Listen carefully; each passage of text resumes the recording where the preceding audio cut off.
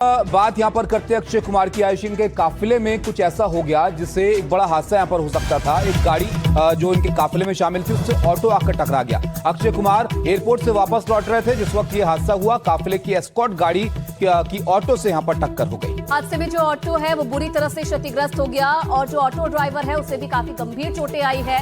Airport से लौटते समय जुहू इलाके में यह हादसा हुआ और हादसे के वक्त अक्षय कुमार की पत्नी ट्विंकल खन्ना भी अक्षय के साथ मौजूद थी और तभी इस दौरान ये हादसा हो गया। ये तस्वीरें भी हम आपको दिखा रहे हैं किस तरीके से। देखिए ऑटो कितना क्षतिग्रस्त यहाँ पर हो गया है। अनुज हमारे साथ जुड़े हैं। अनुज, पहले तो बताइए ऑटो ड्राइवर की क्या स्थिति है? बताया जा रहा है गंभीर चोटें उसको आई हैं और ये हुआ कैसे, इसके बारे में कुछ पता चल पाया है? सबसे पहले ऑटो ड्राइवर की जो हालत है वो अभी थोड़ी बेहतर है। जब हादसा हुआ था तो उनको जल्द से जल्द आसपास के अस्पताल में भर्ती किया गया था, पर वो खतरे से फिलहाल बाहर है।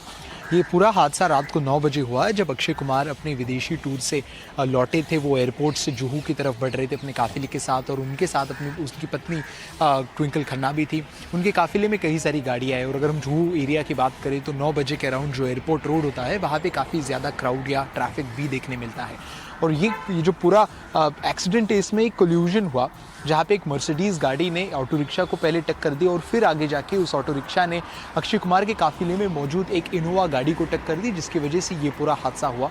जो भी विजुअल्स हमारे सामने आए हैं उससे पता चलता है कि जो सारी गाड़ियाँ इस पूरे एक्सीडेंट में इन्वॉल्व है उनकी हालत तो काफ़ी ख़राब है, पर दो चीज़ें सबसे ज़्यादा महत्वपूर्ण है। सबसे पहले कि किसी को भी जान की कोई हानि नहीं हुई। हालांकि ऑटो ड्राइवर और ऑटो में जो व्यक्ति सवार कर रहा था उनको थोड़ी चोटें ज़रूर आई है, पर उनको अब तक जान की हानि होने की कोई खबर सामने नहीं आई है, तो वो एक अच्छी बात है। और दूसरी बात, अक्षय कुमार की जो वैयक्तिक या पर्सनल गाड़ी है वो उस काफिले में काफी आगे चल रही थी। बड़ी बात है कि इस तरह का हादसा हो जाए, जितना नुकसान उस ऑटो को हुआ है, जान हानि नहीं हुई है, ये बहुत महत्वपूर्ण यहाँ पर है। बहुत शुक्रिया आपका सब जानकारी के लिए। और चलिए अब खबरों में आगे बढ़ेंगे, बात करेंगे मध्य प्रदेश की। मध्य प्रदेश के झाबुआ में एक बड़ा हादसा हो गया है। मेले में लगा एक बड़ा झूला हादसे का शिकार हो गया। झूला गिरने के बाद मौके पर अफरा तफरी मच गई। गिरते झूले से कुछ बच्चे, कुछ लोग कूदते नजर आ रहे हैं। आप सोचिए किस तरह का मंजर वहां पर रहा होगा। एक झूला जिसमें आमतौर पर जो लोग हैं वो आनंद लेने के लिए मेले का सवार होते हैं, लेकिन जिस वक्त ये हादसा हुआ है देखिए आप, ये पूरा का पूरा टावर जिस पर झूला लटका हुआ था वो पहले हिलता है और एक तरफ वो जाकर गिर जाता है। और जिस वक्त ये हादसा हुआ उस वक्त इस झूले में लोग मौजूद थे, तो ये बहुत खौफनाक मंजर था उन लोगों के लिए जो मेले में वहां पर मौजूद थे और इस सब को देख रहे थे। ये हादसे के होते हुए तस्वीरें हैं एक तरफ, और दूसरी तरफ आप देखिए जब ये हादसा हुआ उसके बाद किस तरह का मंजर था। लोगों में जाहिर तौर पर दहशत थी कि ऐसा भी हो सकता है कि झूला ही वहां पर गिर पड़े। और सचिन जोशी इस खबर पर और ज्यादा जानकारी के लिए हमारे संवाददाता हमारे साथ जुड़े हैं। सचिन, कैसे ये हादसा हुआ और कोई जनहानि के बाद कितने जो लोग हैं वो घायल हुए हैं, कुछ जानकारी?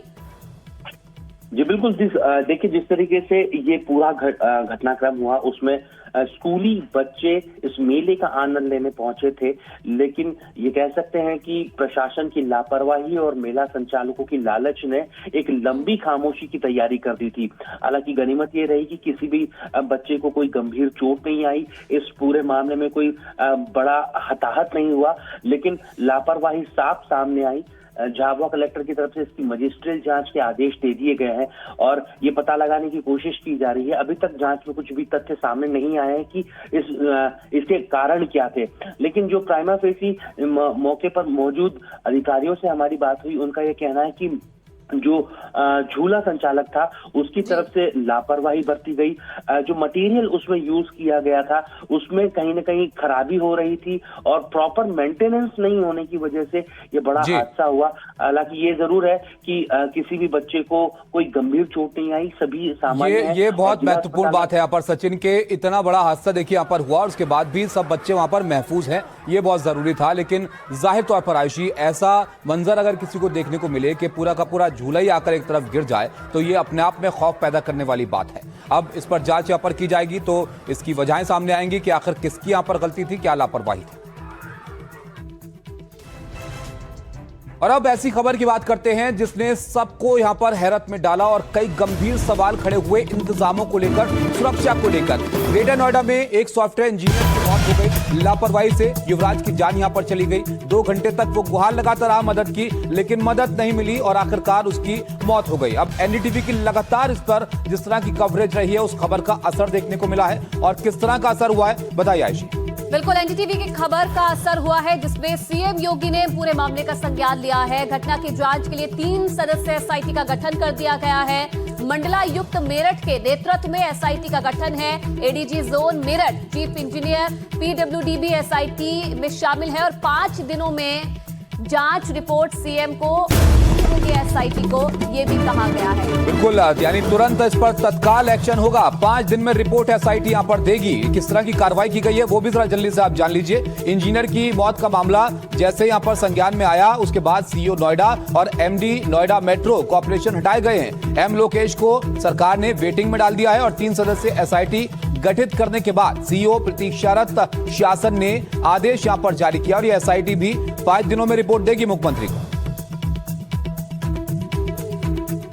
को अवगत कराना चाह रहे हैं कि जो नोएडा में घटना हुई है, इंजीनियर्स की जो मौत जो डूब करता है, कि जनता को अवगत कराना चाह रहे हैं कि जो नोएडा में घटना हुई है, इंजीनियर्स की जो मौत जो डूब करके हुई है, पानी में बिल्डर द्वारा जो खोदा गया था बेसमेंट, उसमें पानी भर जाने के कारण, उसका बहुत दुख है।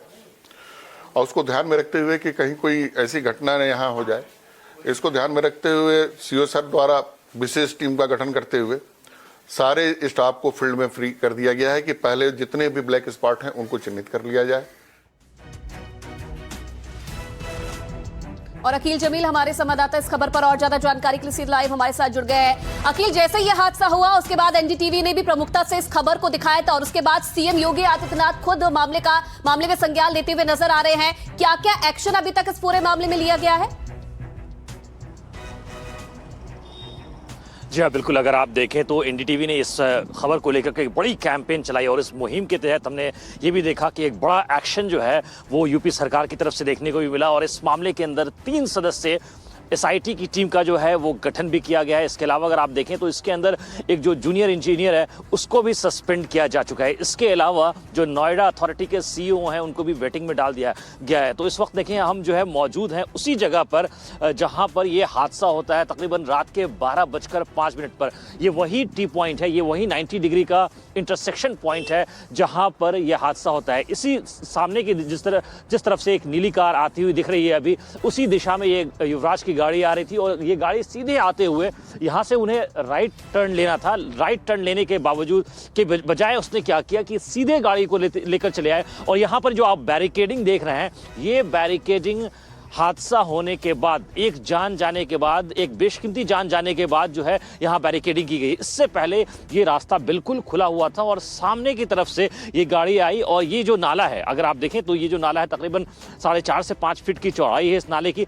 इस नाले को क्रॉस करते हुए युवराज की गाड़ी जो है वो सामने गड्ढे में चली गई। ये देखिए आप, ये बेसमेंट का इलाका है, यहाँ पर अंडर कंस्ट्रक्शन एक मॉल है जहाँ पर वो गाड़ी गिर गई। अगर देखें आप तो इस वक्त भी जो गाड़ी है वो नीचे ही है पानी के अंदर और ये पानी का जो पोर्शन है आप देख सकते हैं पूरा ऑयल की वजह से कितना मटियाला हो चुका है वो साफ तौर पे दिख रहा है, ये जाहिर है। तो अगर आप देखें तो इस मामले के अंदर अभी तक नोएडा पुलिस टीम ने जो है हमने ये देखा कि इस मामले में कार्रवाई भी की है। जो मेडिकल रिपोर्ट थी, जो पोस्टमार्टम की रिपोर्ट थी वो भी आई थी और उसमें जो बड़ी वजह दी गई पहली वो ये थी कि लॉस सफोकेशन की वजह से जो है ऑक्सीजन की सप्लाई बॉडी के अंदर नहीं हो पाती है लंग के अंदर, जिसकी वजह से उसकी डेथ हो जाती है। और दूसरा बड़ा रीजन जो है हार्ट फेलियर कर दिया गया। तो ये पोस्टमार्टम की जो रिपोर्ट है उसके अकॉर्डिंग ये भी बात जो है बिल्कुल जाहिर तौर पर अकील, जिस जगह पर आप खड़े हुए हैं, जहां पर आपने दिखाया कैसे ये हादसा हुआ, गंभीर तौर पर सवाल यहां पर खड़े हुए हैं सबके बाद कि आखिर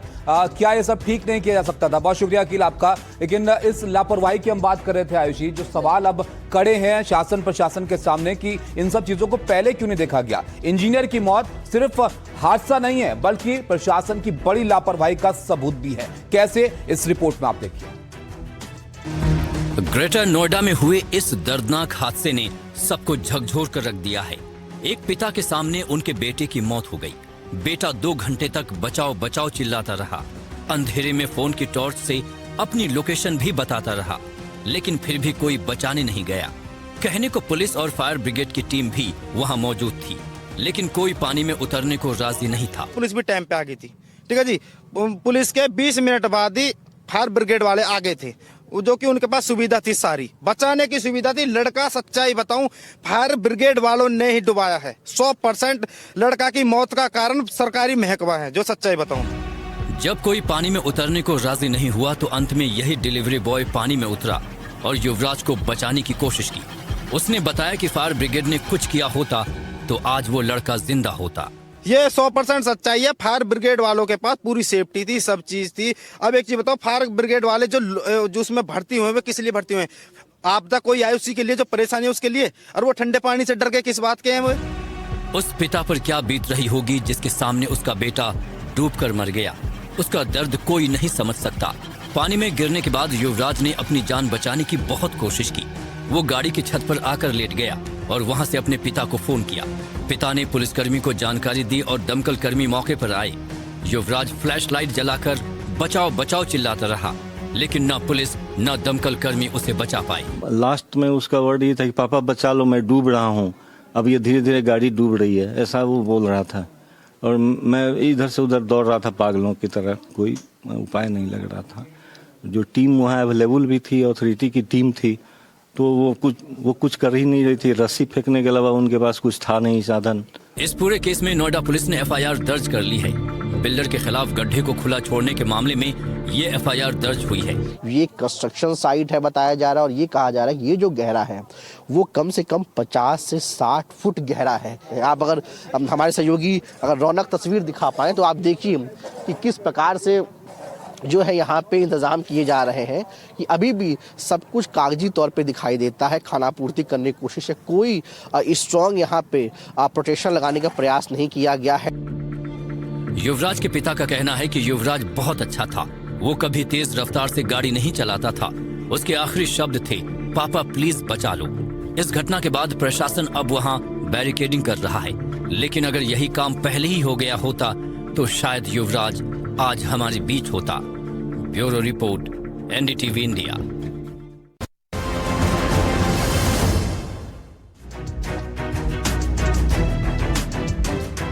ताबिश, बीजेपी के इंतजार की घड़ी अब आज शायद खत्म हो जाएगी, क्योंकि नितिन नबीन जो है प्रदेश अध्यक्ष आज बनने वाले हैं। औपचारिक ऐलान हो जाएगा आज। बिल्कुल, देखिए उनके नाम की ही चर्चा थी और ऐसी एक रवायत भी रही है बीजेपी के अंदर, और सबसे युवा बीजेपी के अध्यक्ष भी ये बनेंगे।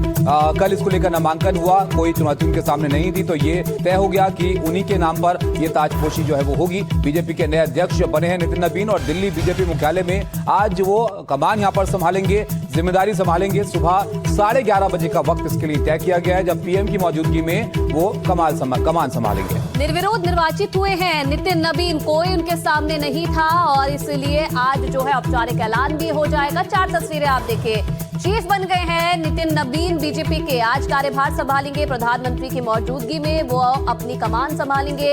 निर्विरोध निर्वाचित हुए हैं, जिसके लिए बीजेपी ने तैयारी भी आज पूरी कर ली है। सुबह 11:30 बजे का वो समय जब आज अपना पद ग्रहण करेंगे और बीजेपी की कैसी तैयारी है वो भी हम आपको दिखाते हैं। तस्वीरें आप देखिए। ताबिश, 1001 जो लड्डू हैं उसका ऑर्डर दिया गया, लड्डू बनाए जा रहे हैं खास। बिल्कुल, क्योंकि मौका ऐसा है, आप पटना से आते हैं, वहां पर उनके घर पर जश्न का माहौल है। जब ये तय हुआ कि उन्हीं को पूर्णकालिक का ये जिम्मेदारी जो है मिलेगी बीजेपी की कमान संभालने की, और बहुत युवा है नितिन नबीन, और ऐसे में एक युवाओं का समर्थन भी उनके साथ है। बीजेपी नेता ने 1001 किलोग्राम लड्डू का ऑर्डर दिया है पार्टी कार्यालय के साथ। बांकीपुर विधानसभा में भी ये लड्डू जो है वो बांटे जाएंगे। तेजश्री हमारे साथ जुड़ी हैं। तेजश्री, देखिए आज औपचारिक तौर पर जो फॉर्मेलिटीज हैं वो पूरी हो जाएंगी और नितिन नबीन के हाथ में बीजेपी की कमान जो है वो यहां पर होने वाली है। जरा बताइए आज का किस तरह का कार्यक्रम रहेगा? तमाम बीजेपी के बड़े नेता वहां पर पहुंचेंगे। जी बिल्कुल, देखिए इस वक्त हमारी मौजूदगी झंडे वालन मंदिर पर है और यहाँ पर बस बताया जा रहा है कि 5 मिनटों के भीतर नितिन नबीन आने वाले हैं और यहाँ पर मंदिर में पूजा अर्चना करेंगे और फिर यहाँ से वे प्राचीन हनुमान मंदिर भी जाने वाले हैं। उसके बाद ऐसा भी बताया जा रहा है कि कहीं ना कहीं वे बंगला साहिब गुरुद्वारा भी जाएंगे और वहाँ से फिर पार्टी ऑफिस जाने की पूरी संभावना है। तस्वीरें आपको जल्दी से दिखा देते हैं कि यहाँ पर क्या कुछ हलचल है। सुरक्षा व्यवस्था यहाँ पर बढ़ा दी गई है, लेकिन यहाँ पर कुछ बीजेपी के समर्थक भी यहाँ पर मौजूद है जो उनके स्वागत के लिए यहाँ पर खड़े हैं। देखिए कुछ समर्थकों से भी हम बात करेंगे जल्दी से कि किस तरह से स्वागत के लिए खड़े हैं। हाथ में कमल का फूल लिए स्वागत के लिए खड़े हैं आज। बिल्कुल जी बिल्कुल, हमारा राष्ट्रीय अध्यक्ष जी चुनाव हुआ है, चिन्हित हुआ है, जीते हैं, विजयी बने हैं वो, तो हमें खुशी है पूरी कि हमारे कमल आपकी पार्टी का प्रतीक भी है। बिल्कुल बिल्कुल सही बात है जी। क्या कहना चाहेंगे आज आप लोगों के लिए कितना महत्वपूर्ण दिन है? आज सभी भारतीय जनता पार्टी के कार्यकर्ताओं के लिए बहुत ही उत्साह का दिन है, क्योंकि एक युवा चेहरा, युवा नेतृत्व हमारे को मिलने जा रहा है आज। किस तरह से स्वागत करने वाले हैं आप? दिखाइए अपनी थाली में आपने क्या क्या रखा हुआ है। कमल का फूल भी आप हाथ में लिए हुए हैं। मैम ये माँ का श्रृंगार है जो माँ को चढ़ाएंगे नितिन नवीन जी, और ये 5 प्रकार के फल है जो माँ को चढ़ेंगे, जिनमें पानी वाला नारियल है और माँ की चुन्नी है और ड्राई फ्रूट का प्रसाद है। कितना महत्वपूर्ण हो जाता है ये दिन आपके लिए? इस तरफ आ जाए, कितना महत्वपूर्ण है आज? बहुत महत्वपूर्ण दिन है। देश का जैन जी अपने को बड़ा खुश महसूस कर रहा है कि एक युवा, वाकई में जो युवा है, उम्र से भी, उमंगों से भी और ताजगी भरी पूरी पार्टी में आएगी, और ऐसे नितिन नवीन जी हमारे राष्ट्रीय अध्यक्ष बने। देखिए सबसे बड़ी बात यहाँ पर यही निकल कर सामने आ रही है, जो जनरेशनल शिफ्ट की हम बात कर रहे थे, यानी 45 साल के नितिन नवीन जो हैं वो इस वक्त युवा चेहरे के तौर पर सामने आ रहे हैं। और देखिए तस्वीरें हम आपको दिखाएंगे सीधे यहाँ पर कि किसी भी वक्त अब बताया जा रहा है कि यहाँ पर आ सकते हैं, और इसलिए यहाँ पर हलचल जो है वो भी तेज हो गई है। बताया जा रहा है कि किसी भी वक्त अब नितिन नवीन यहाँ पर आएंगे। याद रखिए कि आज पूरी प्रक्रिया जो है वो पूरी होनी है। अब देखिए यहाँ पर बीजेपी के तमाम नेता जो है वो भी आना शुरू हो गए हैं। प्रवेश वर्मा यहाँ पर आ गए हैं, और उसके बाद धीरे धीरे बाकी नेता जो है वो भी यहाँ पर आएंगे, और तस्वीरें हम आपको दिखाते रहेंगे कि किस तरह से यहाँ पर अब लगातार जो बीजेपी के समर्थक हैं वो यहाँ पर आने वाले हैं, और साथ ही साथ नितिन नवीन जो है वो भी कुछ ही देर में आएंगे। इसलिए सुरक्षा व्यवस्था भी यहाँ पर पूरी चाक चौबंद कर दी गई है। यदि हम बात करें नितिन नवीन के कार्यकाल की, तो देखिए 5 बार वो विधायक जो है बिहार से वो रह चुके हैं। साथ ही साथ छत्तीसगढ़ का जो चुनाव के को इंचार्ज भी वो रह चुके हैं। सिक्किम के भी वो चुनाव प्रभारी रह चुके हैं, यानी कि सिक्किम और छत्तीसगढ़, सिक्किम एक नॉर्थ ईस्ट का राज्य। हमने बिल्कुल तेजश्री, आप बने रहिएगा हमारे साथ और अब लौटेंगे आपके पास में, लेकिन कुछ अहम तस्वीरें आ रही हैं वो अपने दर्शकों को दिखा देते हैं। देखिए नितिन नवीन का अध्यक्ष बनने के बाद लोगों में खुशी देखी जा रही है। नाच कर गाकर लोग अपने अपने अंदाज में जो है वो जश्न मना रहे हैं। झंडेवालान मंदिर की तस्वीरें भी हमने आपको दिखाई, जहां पर कुछ देर बाद पहुंचने वाले हैं नितिन नवीन, और आज क्योंकि अपना पद ग्रहण करेंगे, सुबह 11:30 बजे का वो समय है, लेकिन भगवान के दर्शन करने के बाद ही वो अपने पद को संभालेंगे। 2 तस्वीरें हैं झंडेवालान मंदिर के अंदर की तस्वीरें, आप देखिए लोग भी वहां पर पहुंचे हुए हैं, और दूसरी तरफ बाहर कैसे जो तैयारी है बीजेपी की तरफ से वो की गई है। और तेजश्री लगातार हमारे साथ बनी हुई है। तेजश्री, प्रधानमंत्री के काफी करीबी भी माने जाते हैं नितिन नवीन, और कहीं ना कहीं यही बताया जा रहा है, यही माना जा रहा है कि इसीलिए इस बार बीजेपी ने उन पर भरोसा जताया है। सुबह 11:30 बजे का वो वक्त होगा जब अपना पद संभालेंगे। उस वक्त कौन कौन मौजूद रहेगा और उसके लिए क्या तैयारी है बीजेपी की? जी बिल्कुल, देखिए तैयारी की यदि हम बात करें तो हम बीजेपी दफ्तर से होकर गुजर रहे थे, और बीजेपी दफ्तर पर तैयारियां अभी से जोरों शोरों से शुरू हो गई हैं। और इतना ही नहीं, देखिए कुछ नेता और यहां पर आ रहे हैं, हम उनसे भी आपको तस्वीरें दिखाते रहेंगे। यहां पर बीजेपी के नेता जो हैं वो यहां पर आ गए हैं, और साथ ही साथ अब यदि हम बात करें कि आज वहां पर कौन कौन मौजूद रहेगा, तो याद रखिए कि आज वहां पर प्रधानमंत्री, तमाम बीजेपी के जो बड़े चेहरे हैं, जितने भी वरिष्ठ नेता हैं बीजेपी के, वो तो मौजूद रहेंगे ही। फिर चाहे प्रधानमंत्री नरेंद्र मोदी हो, गृह मंत्री अमित शाह हो, रक्षा मंत्री राजनाथ सिंह हो, या फिर नितिन गडकरी हो, केंद्रीय मंत्री नितिन गडकरी हो, या फिर हम बात करें कल के नॉमिनेशंस की, तो देखिए नॉमिनेशन में कल 37 सेट फाइल किए गए थे। 37 सेट के जरिए कल नॉमिनेशन हुआ था, और निर्विरोध निर्वाचित हुए थे नितिन नवीन। और साथ ही साथ अब आज वो औपचारिक तौर पर बीजेपी के राष्ट्रीय अध्यक्ष का पद ग्रहण करेंगे। और ये भी याद रखिए कि आज वो मंदिर भी जाने वाले हैं, आशीर्वाद लेंगे, और फिर यहाँ से गुरुद्वारे जाएंगे। तस्वीरें एक बार हम आपको दिखाते हैं। नितिन नवीन बस अब यहाँ पर पहुंच गए हैं। ये तस्वीरें आपको, पहली तस्वीरें एनडीटीवी इंडिया पर दिखा रहे हैं कि किस तरह से नितिन नवीन यहाँ पर पहुंच रहे हैं, और उसके बाद झंडेवालन मंदिर में पहले आशीर्वाद लेंगे, और उसके बाद यहाँ से वो प्रस्थान करेंगे आगे की तरफ। लेकिन सबसे पहले तस्वीरों की यदि हम बात करें तो ये काफ़ी महत्वपूर्ण हो जाती है। नितिन नवीन की यदि हम बात करें तो ये एक तरह से हम ये भी कह सकते हैं कि भाजपा में आज से नवीन युग का आगाज होने वाला है, क्योंकि आज नितिन नितिन नवीन जो है वो राष्ट्रीय अध्यक्ष बनेंगे, क्योंकि याद रखिए लंबे समय तक ये अटकलें लगातार चल रही थी कि कौन बनेगा बीजेपी का राष्ट्रीय अध्यक्ष। 14 दिसंबर 2025 को उन्हें कार्यकारी अध्यक्ष बनाया गया और उसके बाद साथ ही साथ अब आज उन्हें औपचारिक तौर पर राष्ट्रीय अध्यक्ष बनाया जाएगा, क्योंकि आज पूरी जो प्रक्रिया है वो पूरी हो जानी है। अब देखिए तस्वीरों के जरिए हम आपको बता रहे हैं कि किस तरह से यहाँ पर लगातार जो है नेता आ रहे हैं और यहाँ पर तस्वीरों में देखिए, आप देख रहे हैं कि तस्वीरों में यहाँ पर फिलहाल जो है आप देख सकते हैं नितिन नवीन को यहाँ पर पहुँच चुके हैं। संदेश भी जो है बीजेपी अपने तरफ से दे रही है, ये भी आप देख सकते हैं तस्वीरों के जरिए हम दिखा रहे हैं कि नितिन नवीन यहाँ पर पहुंच चुके हैं। और बात करें यदि हम उनके नज़दीकी की कि कितने नज़दीक है वो प्रधानमंत्री नरेंद्र मोदी से, तो जाहिर सी बात है कि जिस तरह से कल पूरी नॉमिनेशन की प्रक्रिया हुई हमने उसमें भी देखा कि स्टेज पर खुद कौन कौन मौजूद था, तो इससे एक बड़ी तस्वीर साफ हो जाती है। लेकिन यदि हम चुनौतियों की बात करें कि क्या क्या चुनौतियां हैं, तस्वीरें भी दिखाते रहिए फिलहाल कि तस्वीरें यहाँ पर क्या क्या है। नितिन नवीन आपको एक बार फिर से नजर आएंगे, यहाँ पर देखिए तस्वीरें हम आपको एनडीटीवी इंडिया पर दिखा रहे हैं। देख सकते हैं कि आप दिल्ली बीजेपी अध्यक्ष यहाँ पर वीरेंद्र सचदेवा भी मौजूद है। नितिन नवीन हाथ जोड़ते हुए अंदर मंदिर की ओर प्रस्थान कर रहे हैं। चुनौतियों की हम बात कर रहे थे, चुनौतियों की यदि बात करें तो 2029 का रोड मैप कैसा होगा, ये एक बड़ी चुनौती होगी उनके लिए। साथ ही साथ इतना ही नहीं, आने वाले समय में कई राज्यों में चुनाव होने वाले हैं और साथ ही साथ आसाम से लेकर पश्चिम बंगाल, ये दोनों राज्य बेहद अहम रहेंगे बीजेपी के लिए। और साथ ही साथ यदि हम साउथ की बात करें तो ये भी एक बड़ी चुनौती होगी, क्योंकि बीजेपी लगातार कोशिश कर रही है साउथ रीजन में अपने पैर जमाने के।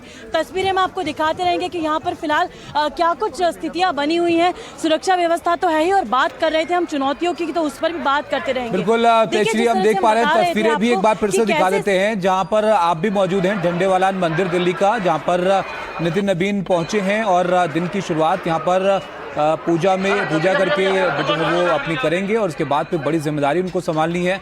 बीजेपी के सबसे युवा अध्यक्ष वो हैं, राष्ट्रीय अध्यक्ष। और उसके बाद जैसे कि तेजश्री बता रही थी, आगामी जो विधानसभा चुनाव हैं उसमें एक बड़ी जिम्मेदारी उनके सर यहाँ पर होगी कि बीजेपी के प्रदर्शन को वहाँ पर वो ऊपर उठाएं, क्योंकि युवाओं को लेकर प्रधानमंत्री मोदी भी कई मौक़ों पर जो है वो बोलते रहे हैं कि कैसे युवाओं को आगे आना चाहिए। और ऐसे में एक युवा चेहरे का अध्यक्ष बनना, बीजेपी का एक बड़ी जिम्मेदारी वहाँ पर मिलना, ये अपने आप में एक संदेश भी है कि कैसे नई उम्र के लोगों को आगे बढ़ाना चाहते हैं प्रधानमंत्री भी, और बीजेपी में ये जिम्मेदारी जो है वो दी जा रही है। ये तस्वीरें आप देखिए झंडेवालान मंदिर की हैं दिल्ली के, जहाँ पर इस वक्त नितिन नवीन मौजूद हैं।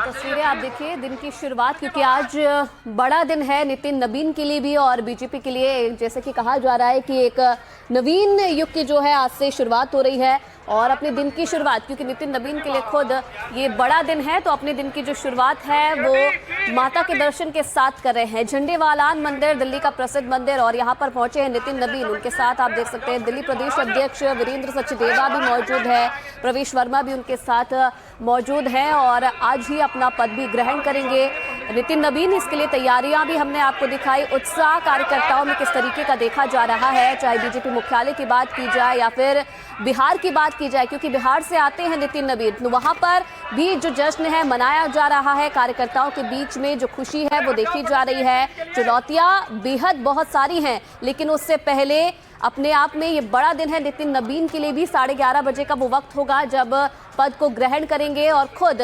प्रधानमंत्री नरेंद्र मोदी भी इस दौरान मौजूद रहने वाले हैं।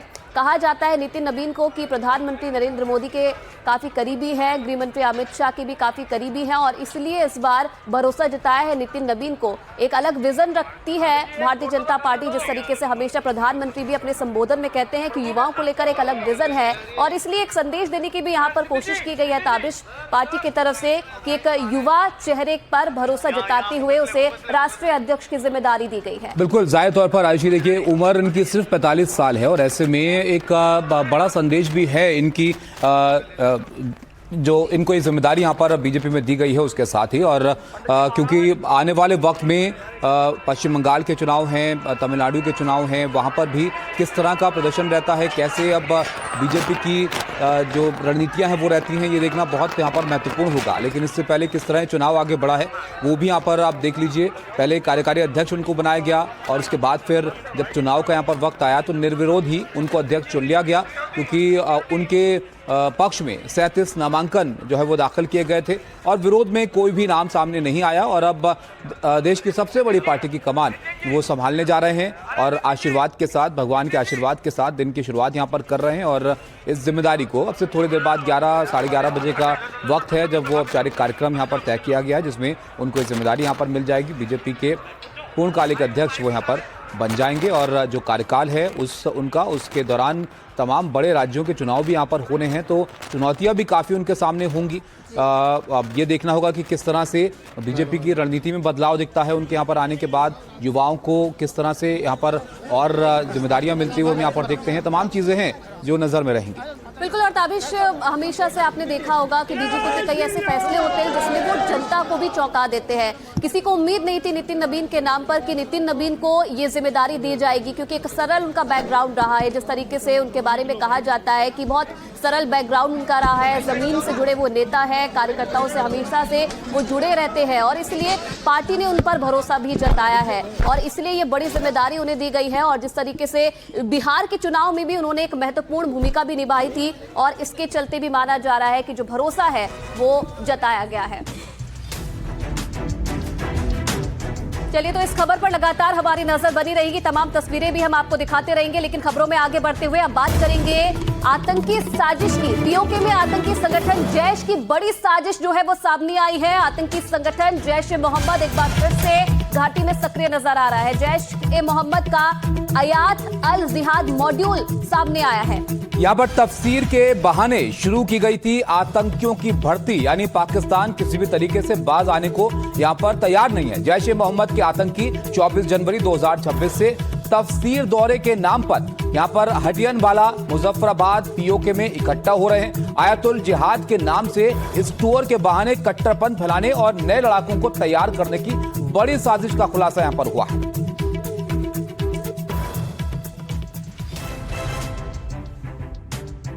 आगे बढ़ते हैं और अब आपको ले चलते हैं उत्तर प्रदेश के काशी, जहां पर एक मामले को लेकर जमकर सियासत हो रही है। मणिकर्णिका घाट पर सौंदर्यीकरण का काम यहां पर हो रहा है और ऐसे में एक मुद्दा ऐसा यहां पर गरमाया हुआ है जिसको लेकर सियासत खूब है। पुलिस ने संजय सिंह और पप्पू यादव को इस तलब किया है। एक वीडियो वायरल होने को लेकर ये पूरा मामला है, जिसको बताया जा रहा है कि जानकारी उसमें सही नहीं थी और इस पर अब एफआईआर तक यहां पर हो गई।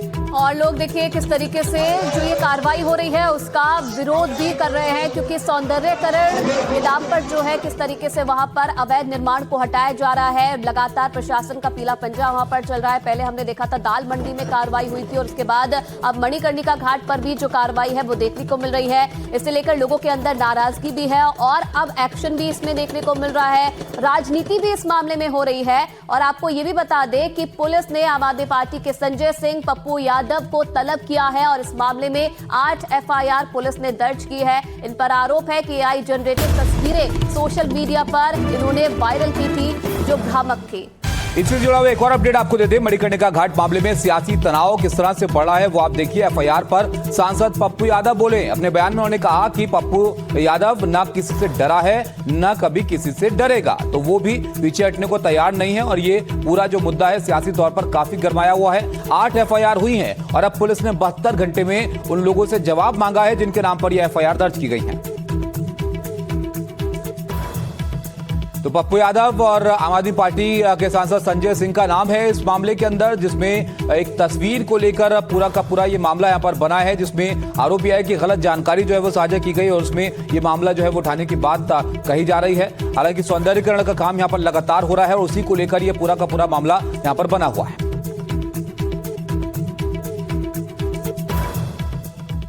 सनातन का जो इतिहास है, या बनारस को जिसने बनाया अहिल्याबाई ने, आप उसकी मूर्ति तोड़ दी दोस्तों के लिए। क्या हमारी पूरी सभ्यता और संस्कृति को मिटाएंगे? अब पप्पू यादव कभी दुनिया में डरा है क्या? आप डराओगे पप्पू यादव को? आप हिम्मत है तो बाबाओं पर क्यों नहीं किए? शंकराचार्य पर क्यों नहीं किए? सुमित्रा महाजन पर क्यों नहीं किए? तो हमने क्या इस लोकतंत्र में आप हमारे फंडामेंटल राइट को खत्म कर दोगे? काहे का डर भाई? और काहे का डराना? आप सनातन के लिए एक बार नहीं 1000 बार मिटना पड़ेगा, मरना पड़ेगा तो हम मरेंगे, लेकिन आपके सनातन की संस्कृति और हमारे भारत की सभ्यता और इतिहास को हम खत्म होने नहीं देंगे। तो ताबिश जिस तरीके से बयान सामने आए पप्पू यादव का, एक तरीके से सीएम योगी को सीधी चुनौती देते हुए नजर आ रहे हैं। देखिए, वाराणसी के मणिकर्णिका घाट की एक तस्वीर पिछले कुछ दिनों से वायरल है और अब इस विवाद पर खुद मुख्यमंत्री योगी आदित्यनाथ ने अपनी सरकार की तरफ से मोर्चा संभाल लिया। और इसी तस्वीर को लेकर पूरा मामला है जिस पर कहा जा रहा है कि इसमें जानकारी ठीक नहीं थी, जिसको लेकर यहाँ पर गंभीर आरोप जो है वो लगाए गए। ये रिपोर्ट जरा आप देखिए। और तस्वीरें जो दिखाई गई, तस्वीरें उसी मंदिर की दिखाई गई, लेकिन एआई जनरेटेड बताया गया। जगह नहीं है तो बादी एक पर एक रखा रही है, जगह नहीं है लात जलाने का। विरोध नहीं, विरोध तो गलत है, बहुत लोगों की सहूलियत हो जाएगी। इस वजह से ये जो सोशल मीडिया पे भ्रम फैला तो लोगों में नाराजगी शुरू हो गई कि यहाँ पर मणिकर्णिका घाट जो ऐतिहासिक घाट है, महाशमशान है, यहाँ पर उस मंदिर को तोड़ा जा रहा है।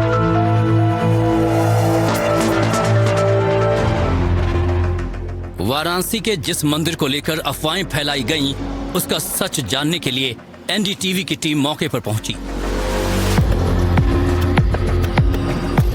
मणिकर्णिका घाट को लेकर सोशल मीडिया पे एक दावा किया गया और बताया गया कि वहां एक मंदिर है जिस मंदिर को तोड़ दिया गया। वो मंदिर कौन है? वो मंदिर है कुंभा महादेव का। ये वो मंदिर है जिसका जिक्र किया गया और दावा ये किया गया कि इस मंदिर के बगल में तोड़फोड़ हुई और पूरे मणिकर्णिका घाट के रिडेवलपमेंट प्लान में इस मंदिर को तोड़ा जा रहा है। ये वो तस्वीर है जो सोशल मीडिया पे वायरल की जा रही है। आप देखिए कि ये मंदिर है जिसमें ऊपर आप गणेश जी देख रहे हैं, सामने नंदी है और ये वो मंदिर है। इसी फोटो को लेकर सरकार ने दावा किया कि ये एआई जनरेटेड है। अभी सरकार का दावा सही है या गलत है, ये तस्वीर देखने के लिए जरा इस मंदिर को देखिए। ये ठीक वही मंदिर है जो आपने अभी देखा है, लेकिन इसमें आपको कहीं भी मलबा नहीं दिखाई दे रहा है। तो देखा आपने, कुंभा महादेव मंदिर सुरक्षित और अखंड है। हमारे सहयोगी रणवीर ने जो सबूत दिखाए उसे जल्दी से एक बार समझ लीजिए। पहला सबूत, जिस तस्वीर को एआई जनरेटेड बताया जा रहा है उसमें नंदी के दाईं तरफ पत्थर का बहुत बड़ा टुकड़ा पड़ा हुआ है, लेकिन एनडीटीवी जब मौके पर पहुंची तब वहां ऐसा कुछ नहीं दिखा। दूसरा सबूत, फर्जी तस्वीर में नंदी के दोनों तरफ मलबा बिखरा हुआ है, लेकिन असल में नंदी के चारों तरफ साफ सुथरा मंदिर का फर्श है। तीसरा सबूत, नकली तस्वीर में मंदिर के 2 स्तंभों के बीच की जगह पर मलबे का ढेर है, लेकिन असल में ऐसा कुछ भी नहीं है। चौथा सबूत, वायरल फोटो में नंदी के ठीक सामने मंदिर का द्वार भी टूटा फूटा हुआ दिख रहा है, लेकिन हकीकत में नंदी के ठीक सामने जो तस्वीर है उसमें मंदिर का द्वार सही सलामत दिख रहा है। अब जरा आप समझिए मणिकर्णिका घाट और इस मंदिर की दूरी कितनी है। जहां मैं खड़ा हूं ये विश्वनाथ मंदिर का कॉरिडोर है और यहां से मेरे ठीक सामने की तरफ वो जो मंदिर आपको दिखाई दे रहा है वो मंदिर का शिखर वो है मणिकर्णिका घाट, यानी लगभग 70 मीटर के आसपास की दूरी मणिकर्णिका घाट से विश्वनाथ मंदिर कॉरिडोर परिसर के अंदर मौजूद इस कुंभा महादेव मंदिर की है। तो देखिए, इस पूरे मामले पर राजनीति भी लगातार गर्म होती जा रही है। मणिकर्णिका विवाद पर अखिलेश यादव का बड़ा आरोप लगा है। योगी सरकार पर धरोहर को लेकर लापरवाही का आरोप अखिलेश यादव ने लगाया है। एक्स पर पोस्ट करके उन्होंने आरोप लगाया, मोतियों की तरह पिरोई जाती है धरोहरें, तोड़ी नहीं बल्कि इन्हें संजोया जाता है। ये पोस्ट में लिखा उन्होंने और निशाना साधा है योगी सरकार पर। जिस तरीके की कार्रवाई मणिकर्णिका घाट पर हो रही है उसे लेकर अखिलेश यादव ने ये पोस्ट किया है। उन्होंने कहा कि धरोहरें तोड़ी नहीं जाती है बल्कि संजोई जाती है, मोतियों की तरह इन्हें पिरोया जाता है। लेकिन योगी सरकार क्या कर रही है? इन घाटों को तोड़ने का काम कर रही है। सौंदर्यकरण के नाम पर तोड़ा जा रहा है, जिसे लेकर निशाना न सिर्फ समाजवादी पार्टी बल्कि इस वक्त आम आदमी पार्टी से लेकर कांग्रेस हर कोई इस मामले को लेकर जो है सरकार पर निशाना साधते हुए नजर आ रहे हैं। तो ये पोस्ट भी अब आपको दिखा रहे हैं अखिलेश यादव का, जिसमें उन्होंने तस्वीरों के साथ ये पोस्ट किया है कि किस तरीके से जो मणिकर्णिका घाट है उस पर कार्रवाई हो रही है और धरोहरों को नुकसान पहुंचाया जा रहा है। ये आरोप उन्होंने सरकार पर लगाया है। तो देखिए, समाजवादी पार्टी लगातार इस मामले को जो है वो मुद्दा बनाती हुई नजर आ रही है। उधर वाराणसी में जब बाबा विश्वनाथ मंदिर का कॉरिडोर बन रहा था तब मंदिर के पास में सकरी गलियां और मकाने दुकानें थी जिनका अधिग्रहण किया गया। उसके बाद फिर ये काम यहां पर किया गया। तब क्या उन गलियों में मंदिरों को हटाया गया था या उन्हें बचाया गया था? ये एनडीटीवी की टीम ने विश्वनाथ मंदिर कॉरिडोर के अंदर जाकर पड़ताल की और रिपोर्ट में क्या कुछ निकला है इसमें आप समझिए। परियोजना के अंतर्गत घाट की कलाकृतियों की पुनर्स्थापना, जो विवाद है, यानी कि जो मूर्तियां टूटने की बात है, उसमें जो मूर्तियां यहाँ से दीवारों में जो आकृतियां उकरी हुई थी उनको यहाँ पर तोड़ करके रखा गया और इनको भेजा गया है गुरुधाम मंदिर, जो कि ASI संरक्षित मंदिर है, और वहाँ इन सारी चीज़ों को रखा गया है। और जब ये हिस्सा बन जाएगा, यानी कि ये जब बन के तैयार होगा, तो ये टूटी हुई आकृतियाँ जो है इन जगहों पर एडजस्ट की जाएंगी ताकि जो विरासत है उसको सहेजा जा सके। इसके बाद मंदिर अंतर्गत घाट पर स्थित मंदिरों का संरक्षण। अब ये जो मंदिर आपको दिख रहा है महाकाल मंदिर, ये बिल्कुल सामने ये जो लाल रंग के मंदिर आपको दिखाई दे रहा है, ये इस मंदिर का जिक्र है। इसके अलावा यहाँ चूंकि मणिकर्णिका है तो यहाँ मसान है और मसान बाबा का एक मंदिर है, जो कि यहाँ आप देखिए ये मसान बाबा का मंदिर है, ये भी इस तरफ है। ये मंदिर भी जैसा है वैसा ही रहेगा, इसको नहीं छेड़ा जाएगा। तीसरा है तारकेश्वर मंदिर, जो यहाँ से नहीं दिख रहा है लेकिन वो पीछे की तरफ है। उस मंदिर को भी हूबहू संरक्षित रखा जाएगा, उसमें कोई छेड़छाड़ नहीं होगी। और चौथा है मणिकर्णिका कुंड। इसके अलावा जो आगे तस्वीरें हैं वो ये बता रही हैं कि यहाँ दिक्कतें क्या क्या है। राख और अवशेष के निस्तारण की समस्या, जो अंतिम संस्कार होते हैं उसके बाद राख इकट्ठी होती है और वो सब जा करके गंगा जी में मिलता है, जिससे गंगा प्रदूषित होती हैं। इस वजह से जब ये बन जाएगा तो यहाँ पर इसको डिस्पोज ऑफ करने की जो व्यवस्था है वो होगी। इसके अलावा लकड़ियाँ रखे जाने की जो जगह है, चूँकि डेड बॉडीज़ बहुत आती हैं, लकड़ियों की ज़रूरत होती है, तो इनके स्टोरेज की दिक्कत है, तो यहाँ उन लकड़ियों के स्टोरेज की एक व्यवस्था बनाई गई है। इसके अलावा मुंडन, यहाँ भी जो लोग आते हैं अंतिम संस्कार के लिए वो करते हैं, तो मुंडन के लिए यहीं कहीं आड़े तिरछे जो जगह मिलती है वहाँ बैठ करके मुंडन कराया जाता है। अब प्रस्तावित है एक इस तरह की जगह होगी जहाँ पर लोग आकर के मुंडन करा सकेंगे। इसके बाद जो वर्तमान स्थिति है ये है बाढ़ की तस्वीर। आप देखिए बाढ़ में जो पानी है वो गली में घुसा है और डेड बॉडी को उस पानी के ऊपर रखा गया है। ये नौबत ना आए इसलिए एक एलिवेटेड प्लेटफॉर्म बनाया जाएगा और इस एलिवेटेड प्लेटफॉर्म में आप देखिए कि यहाँ पर अलग अलग चबूतरों पर डेड बॉडीज़ को जो अंतिम संस्कार की प्रक्रिया है वो होगी। और उसकी हाइट कहाँ होगी? बिल्कुल सामने ये जो लाल वाला मंदिर है, इसका जो आपको बालकनी दिख रही है, इस बालकनी के लेवल का वो जो मंदिर का जो प्लेटफॉर्म होगा शवदाह का, वो रहेगा। इसके बाद जो जन सुविधा की अनुपलब्धता है, यानी कि अभी यहाँ पर ना वेटिंग रूम है, ना यहाँ पर कोई टॉयलेट है, ना चेंजिंग रूम है, ना शेड है, वो सारा कुछ यहाँ मिलेगा जो प्रस्तावित है। और इसके अलावा जो गंदगी की बात हम कर रहे थे कि घाट पर चूँकि अंतिम संस्कार होता है तो जो कफन के कपड़े होते हैं, जो फूल माला होती है, जो डेड बॉडी से कपड़े हटाए जाते हैं, वो सारी चीज़ें यहाँ घाट पर गंदगी फैलती है, उसको भी इसमें एडजस्ट करने की एक कोशिश है। तो इस तरह से ये जो पूरा मणिकर्णिका घाट है ये बनने के बाद कुछ ऐसा दिखाई देगा। और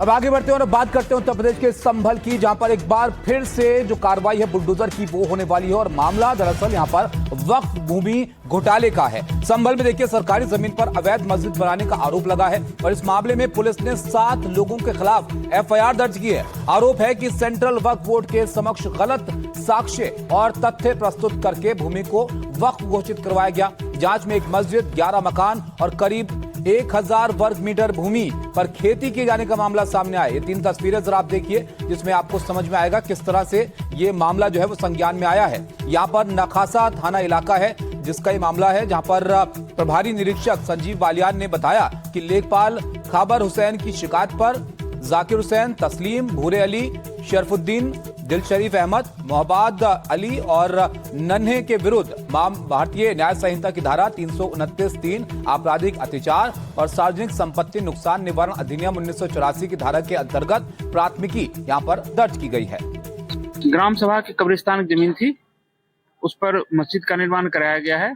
इसी सिलसिले में क्षेत्रीय लेखपाल खाबर हुसैन के द्वारा जो है थाना नखासा में FIR दर्ज कराई गई है। 7 लोग उसमें नामजद हुए हैं। जाकिर हुसैन, तस्लीम, भूरे अली, शरफुद्दीन, दिल शरीफ, मोहम्मद अली और श्री नन्हे। कितनी जगह है सर? ये जगह जो है वो उसकी मतलब की नाप तोल की जा रही है अभी, और उसकी रेवेन्यू रिकॉर्ड का अलग रिपोर्ट बनेगी, पुलिस बेचना का अलग बनेगी, फिर कार्रवाई की जाएगी। कब्रिस्तान की भूमि पर कभी भी मस्जिद का निर्माण नहीं किया जा सकता। इस प्रकार उसने न केवल वक्फ बोर्ड के साथ गलत तथ्य प्रस्तुत किया, अपितु ग्राम सभा की संपत्ति को भी क्षति पहुंचाई है। इसलिए थाना नखासा में ऐसे मस्जिद के प्रबंध तंत्र के विरुद्ध प्राथमिकी दर्ज करा दी गई है। सर आगे क्या कार्रवाई की जाएगी? आगे इन पर धारा 67 के अंतर्गत मुकदमा दर्ज कर लिया गया है और पुलिस विभाग में जो अभियोग पंजीकृत कराया गया वो पुलिस विभाग के द्वारा जांच की जाएगी। कितने लोगों पर सर मुकदमा दर्ज हुआ? 7 लोगों पर। तो देखिए, न सिर्फ संभल में बल्कि बहराइच में भी बुलडोजर एक्शन देखने को मिल रहा है। मेडिकल कॉलेज परिसर में तोड़ा गया है 10 अवैध मजारों को प्रशासन ने बुलडोजर से तोड़ा है। प्रशासन ने मजारों को अवैध घोषित किया था, जिसके बाद ये कार्रवाई की गई है। मेडिकल कॉलेज परिसर में भी जो अवैध निर्माण है उसे तोड़ा गया है। इसी के साथ साथ 10 अवैध मजारी भी ऐसी है जिसे प्रशासन ने तोड़ा है और आगे भी ऐसे अवैध निर्माण हैं जिनमें कार्रवाई की जाएगी। बहराइच में एक रिपोर्ट आपको दिखाते हैं।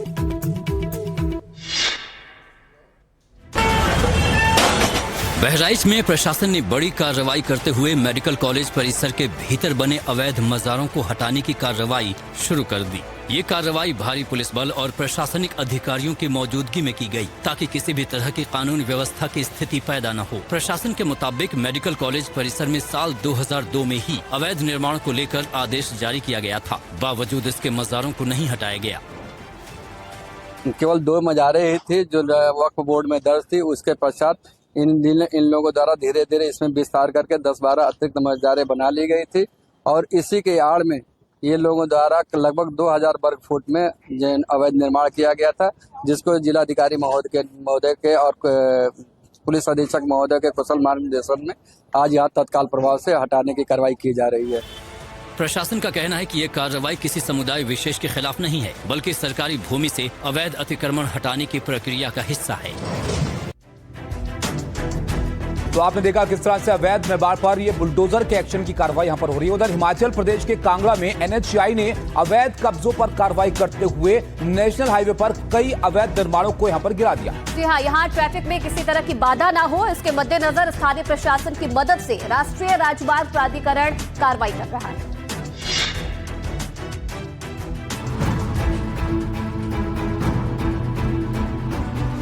कांगड़ा में हाईवे पर गरजते बुलडोजर। यहाँ राष्ट्रीय राजमार्ग 154 के किनारे कई जगह टिन शेड लगाकर अवैध निर्माण किया गया है, जिस पर प्रशासन और राष्ट्रीय राजमार्ग प्राधिकरण सख्ती से पेश आ रहा है।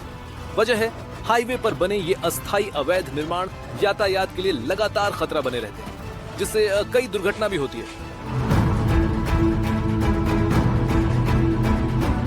ऐसे में एनएचएआई ऐसे सभी निर्माण पर बुलडोजर कार्रवाई कर रहा है, जिससे हाईवे पर ट्रैफिक सुचारू रूप से चलता रहे। दरअसल इन अवैध टिन शेड में सड़क किनारे दुकानें चलाई जाती हैं और हाईवे पर चलने वाले लोग अपनी गाड़ी रोककर इनसे खरीदारी करते हैं, जिससे हमेशा किसी हादसे का खतरा बना रहता है। यही वजह है कि प्राधिकरण ने कांगड़ा में ऐसे कई अवैध निर्माण को हाईवे के किनारे से हटाया।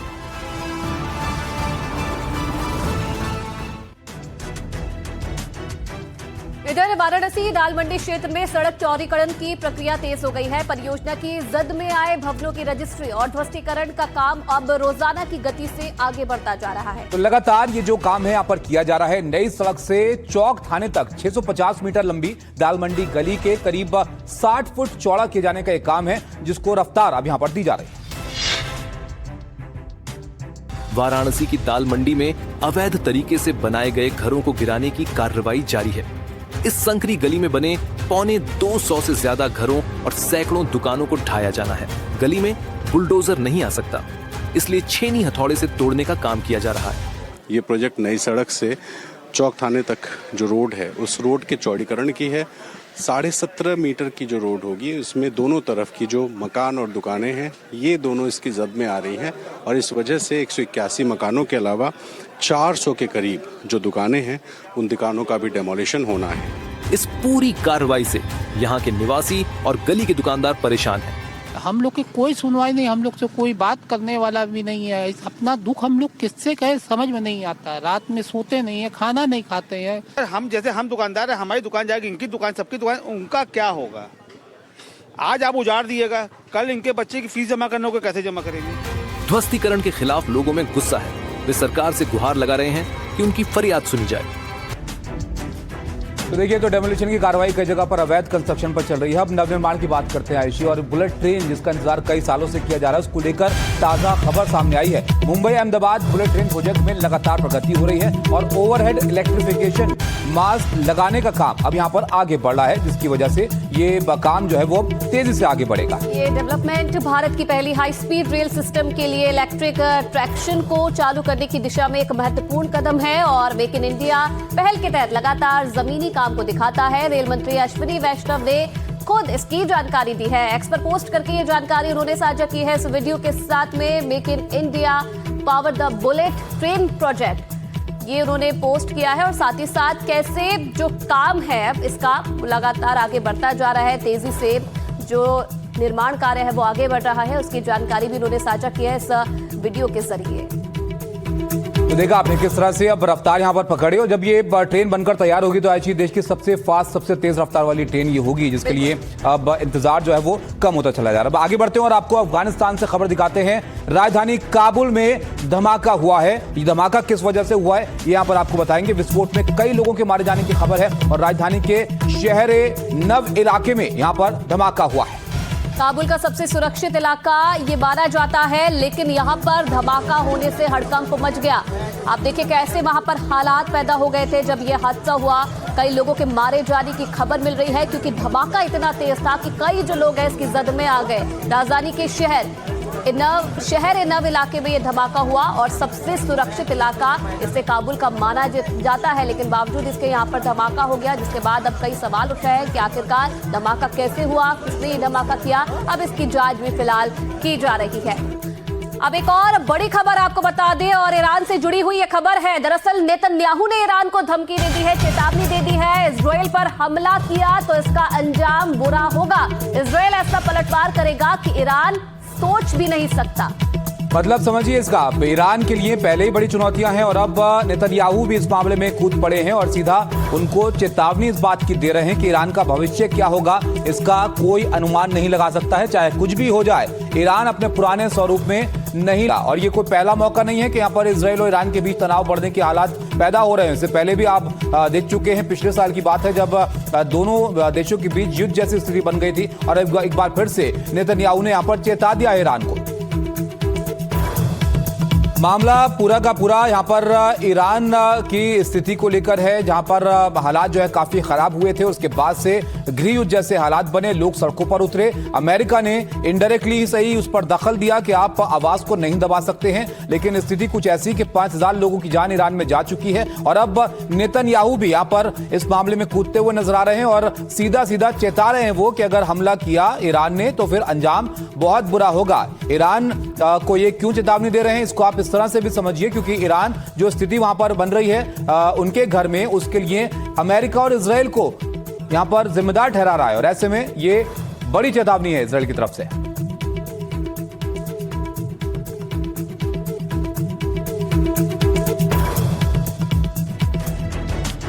तो देखा आपने ईरान को लेकर कैसे नेतन्याहू अब आगे आ गए हैं। उधर ग्रीनलैंड को लेकर क्या चल रहा है ये भी जरा जान लीजिए। बड़ा अपडेट आ रहा है। डेनमार्क के विदेश मंत्री ने डोनाल्ड ट्रंप से अपील यहां पर कर दी है कि हम बातचीत के लिए तैयार हैं। लार्स लोके रासमुसेन हैं वहां के विदेश मंत्री जिन्होंने डोनाल्ड ट्रंप से अपील करी है और उनका यह कहना है कि हम व्यवहारिक, दृढ़ निश्चयी और दयालु स्कैंडिनेवियन लोग हैं।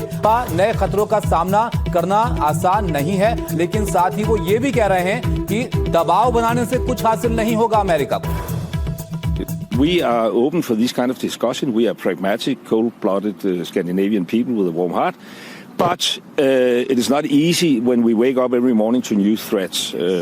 Please convey that message to the president. And therefore, for a second, I thought, we have managed not to solve the problem, but to find a pathway forward. It was disrupted by the statement from the president, and that's a reality of life. And that's why it's so important that all our allies. और चलिए अब आगे बढ़ते हुए अब आपको दिखाते हैं क्राइम से जुड़ी हुई 5 बड़ी खबरें। छत्तीसगढ़ के गरियाबंद जिले में नक्सलवाद को बड़ा झटका लगा है, जहां 9 नक्सलियों ने पुलिस के सामने सरेंडर कर दिया है। सभी नक्सलियों ने आईजी के सामने आत्मसमर्पण किया। पुलिस अधिकारियों के मुताबिक सरकारी पुनर्वास नीति और विकास कार्यों से प्रभावित होकर उन्होंने हिंसा का रास्ता छोड़ने का फैसला किया है। उत्तर प्रदेश के एटा जिले से एक बड़ी और सनसनीखेज घटना सामने आई। एटा शहर उस समय दहल उठा जब दिन दहाड़े एक ही परिवार के 4 लोगों की बेरहमी से हत्या कर दी गई। सभी का शव घर में खून से लथपथ मिला और इस खौफनाक वारदात से पूरे इलाके में डर और तनाव का माहौल बन गया। सूचना मिलते ही पुलिस मौके पर पहुंची और जांच शुरू की गई।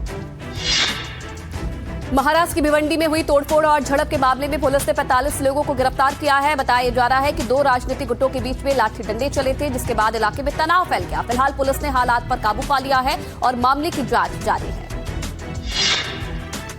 बिहार की राजधानी पटना के फुलवारी शरीफ इलाके में एक युवक की हत्या का मामला सामने आया। युवक का शव मिलने के बाद इलाके में हड़कंप मच गया। पुलिस मौके पर पहुंचकर मामले की जांच में जुटी। परिजनों ने युवक के दोस्तों पर हत्या का आरोप लगाया।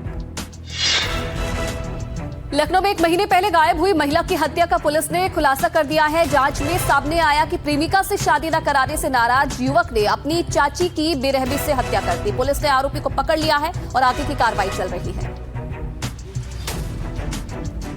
अब वायरल 5 बड़ी खबरें आपको हम दिखाते हैं। गुरुग्राम में तेज रफ्तार का कहर देखने को मिला, जिसकी घटना सीसीटीवी में कैद हो गई और इस वीडियो को देखा जा सकता है कि कैसे गाड़ी बार बार डिलीवरी बॉय को कुचलने की कोशिश कर रही है। टक्कर इतनी तेज थी कि डिलीवरी बॉय सड़क पर गिर गया और गंभीर रूप से घायल हो गया। राजस्थान की भीलवाड़ा में दर्दनाक हादसा हो गया, जहां एक तेज रफ्तार कार की ऊंट से टक्कर हो गई। हादसे में कार ड्राइवर की मौके पर ही मौत हो गई, जबकि 3 लोग घायल हो गए हैं। हादसा इतना भीषण था कि टक्कर के बाद ऊंट कार की छत तोड़कर अंदर जाकर फंस गया, जिससे ऊंट भी गंभीर रूप से घायल हो गया। हालांकि पुलिस ने मृतक के शव को कब्जे में लेकर पोस्टमार्टम के लिए भेज दिया है। उत्तराखंड के रुड़की में पुरानी रंजिश के चलते 2 पक्षों के बीच हिंसक झड़प हुई है। पूर्व सभासद और पड़ोस में रहने वाले परिवार के बीच पैसों के लेन देन को लेकर पहले गाली गलौज हुई और देखते ही देखते लाठी डंडों की से जमकर मारपीट यहां पर होने लग गए, जिसमें कई लोग गंभीर रूप से घायल हुए हैं। फिलहाल पुलिस ने मामले की जांच शुरू कर दी। उत्तरकाशी में भालू के बाद अब गुलदार की दहशत देखने को मिली है। गुरुवार रात एक गुलदार आईटीबीपी कैंप के पास कुत्ते की गर्दन दबोचे हुए कैमरे में कैद हो गया। सोशल मीडिया पर वायरल वीडियो में देखा जा सकता है कि गुलदार कुत्ते की गर्दन दबोचे नजर आ रहा है, जबकि कुत्ता अपनी जान बचाने की कोशिश कर रहा है। ओडिशा से एक ऐसी तस्वीर सामने आई है जिसे देखकर लोग प्रशासन पर काफी सवाल उठा रहे हैं। यहां पर सड़क की हालत ऐसी कि नई सड़क हाथों से ही उखड़ गई। ये वीडियो मयूरभंज का बताया जा रहा है, जो सोशल मीडिया पर काफी वायरल है। और अब आपको दिखाते हैं विदेश से जुड़ी हुई खबरें इंटरनेशनल टॉप 5 में। स्पेन में हुए रेल हादसे में मौत का आंकड़ा लगातार बढ़ता जा रहा है। इस हादसे में मरने वालों की संख्या बढ़कर 39 हो गई है। कई लोग गंभीर रूप से घायल हैं, जिनका इलाज चल रहा है। राहत और बचाव का काम भी जारी है। दरअसल यहां एक ट्रेन से दूसरी हाई स्पीड ट्रेन टकरा गई थी, जिसके बाद कई लोगों की जान चली गई थी। ग्रीनलैंड को लेकर चल रही खींचतान के बीच डेनमार्क के विदेश मंत्री का बड़ा बयान सामने आया। उन्होंने कहा कि ट्रंप यूरोप पर दबाव डालकर ग्रीनलैंड पर कब्जा नहीं कर पाएंगे। उन्होंने बताया कि अमेरिका और डेनमार्क इस मामले पर बातचीत के लिए तैयार हैं। वहीं ट्रंप ने कई यूरोपीय देशों पर 10% से 25% तक आयात कर लगाने की धमकी दी थी। पाकिस्तान के कराची में गुल प्लाजा शॉपिंग मॉल में लगी भीषण आग में मरने वालों की संख्या लगातार बढ़ती जा रही है और अब तक इस हादसे में 26 लोगों की मौत हो चुकी है, जबकि 60 से ज्यादा लोग घायल भी हैं। स्थानीय प्रशासन और रेस्क्यू टीमें अभी भी बचाव और राहत कार्य में जुटी है। अफगानिस्तान की राजधानी काबुल में एक होटल के पास जोरदार धमाका हुआ। इसमें कुछ लोगों की मौत की खबर है और 15 से ज्यादा लोग घायल हुए हैं। जानकारी के मुताबिक ये विस्फोट गैस सिलेंडर फटने की वजह से यहां पर हुआ। पुलिस और रेस्क्यू टीम मौके पर पहुंचकर राहत और बचाव काम में जुटी। दक्षिण अफ्रीका के गोतेंग प्रांत में एक मिनी बस और साइड टिपर ट्रक की टक्कर में कम से कम 12 बच्चों की मौत हो गई है। हादसा सुबह करीब 7 बजे हुआ, जब स्कूल ले जा रही मिनी बस ओवरटेक करते समय ट्रक से टकरा गई। कई बच्चे और ड्राइवर घायल हो गए। पुलिस ने मामला दर्ज करके जांच शुरू कर दी। अब आपको खेल से जुड़ी हुई 5 बड़ी खबरें दिखाते हैं स्पोर्ट्स टॉप 5 में। टीम इंडिया के ओडीआई टीम के कप्तान शुभमन गिल ने न्यूजीलैंड के खिलाफ खत्म हुई वनडे सीरीज के बाद आराम नहीं करने का फैसला किया है। वो पंजाब की तरफ से सौराष्ट्र के खिलाफ 22 जनवरी से राजकोट में होने वाले रणजी मैच में खेलेंगे। गिल न्यूजीलैंड के खिलाफ वनडे सीरीज के तीनों मैच खेले थे। उन्होंने रेस्ट करने के बजाय तुरंत ही लाल गेंद क्रिकेट में लौटने का विकल्प चुना। भारतीय T20 टीम के सदस्य न्यूजीलैंड के खिलाफ 5 मैचों की T20 सीरीज से पहले जंगल सफारी का लुत्फ उठाते नजर आए। दरअसल दोनों टीमों के बीच कल पहला T20 मैच खेला जाएगा, लेकिन उससे पहले टीम के सदस्य जंगल सफारी का आनंद लेने पहुंचे, जिसमें भारतीय टीम के कप्तान सूर्य कुमार यादव भी नजर आ रहे हैं। भारतीय खिलाड़ियों की तस्वीरें सोशल मीडिया पर वायरल है, जिसमें ये सभी जंगल में एक खुली जीप में घूमते नजर आ रहे हैं। आईसीसी ने बांग्लादेश क्रिकेट बोर्ड को 21 जनवरी तक यह स्पष्ट करने को कहा है कि वो 2026 T20 वर्ल्ड कप में हिस्सा लेगा या नहीं, और क्या उसकी टीम भारत आकर मैच खेलेगी। जानकारी के मुताबिक अब आईसीसी अंतिम फैसला बीसीबी पर छोड़ रही है। अगर बीसीबी टीम को भारत भेजने से इनकार करता है तो आईसीसी बांग्लादेश की जगह किसी और टीम को शामिल कर सकता है। मौजूदा रैंकिंग के आधार पर स्कॉटलैंड को मौका मिलने की संभावना सबसे ज्यादा है। आरसीबी ने गुजरात जायंट्स को 61 रन से हरा दिया। महिला प्रीमियर लीग 2026 में आरसीबी की लगातार 5वीं जीत है और इसी के साथ स्मृति मंधाना की शीर्ष पर रहते हुए प्लेऑफ में पहुंच गए। सोमवार को वडोदरा में खेले गए मुकाबले में टॉस हारकर पहले बल्लेबाजी करने उतरी आरसीबी ने 20 ओवर में 6 विकेट पर 178 रन बनाए थे। आगे बढ़ते हैं और अब एंटरटेनमेंट की बात करते हैं और आपको दिखाते हैं बॉलीवुड और सिनेमा से जुड़ी हुई 5 बड़ी खबरें। सलमान खान और रश्मिका मंदाना स्टारर फिल्म सिकंदर साल 2025 की सबसे बड़ी फ्लॉप फिल्म थी। सिकंदर ने बॉक्स ऑफिस पर बेहद खराब प्रदर्शन किया और फिल्म लागत तक यहां पर नहीं निकाल पाई थी। अब फिल्म की हीरोइन रश्मिका मंदाना ने फिल्म के फ्लॉप होने की वजह बताई है। उन्होंने फिल्म के बारे में बात करते हुए कहा कि स्क्रिप्ट सुनी तो वो अलग थी। वहीं सिंगर नेहा कक्कड़ ने सोशल मीडिया पर ऐलान किया है कि वो कुछ समय के लिए लाइमलाइट से दूर जा रही है। नेहा ने इंस्टाग्राम स्टोरी के जरिए बताया कि वो अपनी पर्सनल और प्रोफेशनल लाइफ से कुछ दिनों के लिए दूर जा रही है। मुंबई में 18वें इन्विटेशनल फंडरेजर 2026 टूर्नामेंट का भव्य आयोजन किया गया। इस इवेंट में Bollywood actor Aamir Khan chief guest के रूप में शामिल हुए। वहीं संजय लीला भंसाली की नई फिल्म लव एंड वॉर को लेकर फैंस के बीच चल रही अटकलें खारिज हो गई है। दरअसल कुछ मीडिया रिपोर्ट्स में ये कहा जा रहा था कि फिल्म पोस्टपोन हो सकती है, लेकिन टीम ने साफ किया है कि ऐसा कोई फैसला नहीं लिया गया। ऑस्कर विजेता संगीतकार ए.आर. रहमान के हालिया बयान को लेकर सोशल मीडिया पर जारी विवाद के बीच उनकी बेटियां खदीजा रहमान और रहीमा रहमान खुलकर उनके समर्थन में सामने आई हैं। दोनों ने मलयालम संगीतकार कैलाश मेनन की उस पोस्ट को अपने इंस्टाग्राम स्टोरी पर शेयर किया, जिसमें रहमान के बयान पर संयम और सम्मान बनाए रखने की अपील की गई। और आगे बढ़ेंगे बड़ी खबर के साथ। अपर्णा यादव पर फिर से प्रतीक यादव ने पोस्ट किया है। प्रतीक ने फिर से सोशल मीडिया पर हमला बोला। अपर्णा ने हमारे रिश्ते को तोड़ा है, वो केवल प्रसिद्ध होना चाहती हैं। मेरी माँ, पिता, भाई से मेरा रिश्ता उन्होंने तोड़ दिया है। तो कल प्रतीक यादव ने एक पोस्ट किया था जिसमें उन्होंने ये कहा था कि मैं जल्द ही अपर्णा यादव को छोड़ दूंगा, जिसके बाद इस पूरे मामले में जो है अब नई नई चीजें जो है निकलकर सामने आ रही है। तो ये मामला लगातार सुर्खियों में बना हुआ है और इसको लेकर एक तरफ ये भी दिया गया कि यहाँ पर प्रतीक का जो अकाउंट है वो हैक हो गया है, लेकिन एक और ये ताज़ा पोस्ट आया है जिसने एक बार फिर से इस खबर को यहाँ पर हवा दे दी है, जिसमें वो यहाँ पर कह रहे हैं कि सबको अलग यहाँ पर करवा दिया है इन्होंने मेरे परिवार को। ये अपर्णा के पति प्रतीक का पोस्ट है जो आप देख रहे हैं, जहाँ पर उन्होंने क्या लिखा था ये आप देखिए। जहाँ पर वो पहले लिखते हैं कि I am going to divorce this selfish woman as soon as possible. उनको सेल्फिश बताते हुए नजर आए थे अपर्णा को, और उन्होंने कहा कि इन्होंने फैमिली बर्बाद कर दी है और वो सिर्फ फेमस होना चाहती हैं, प्रभावशाली बनना चाहती हैं।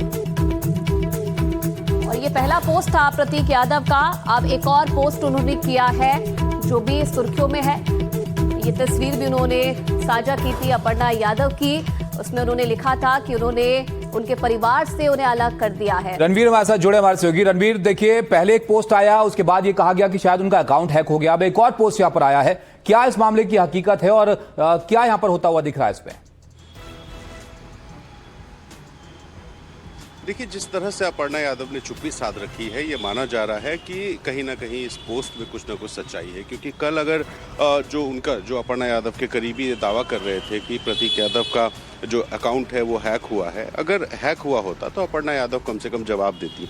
हम कई बार उनसे संपर्क करने की कोशिश कर चुके हैं, लेकिन वो कोई जवाब नहीं दे रही हैं।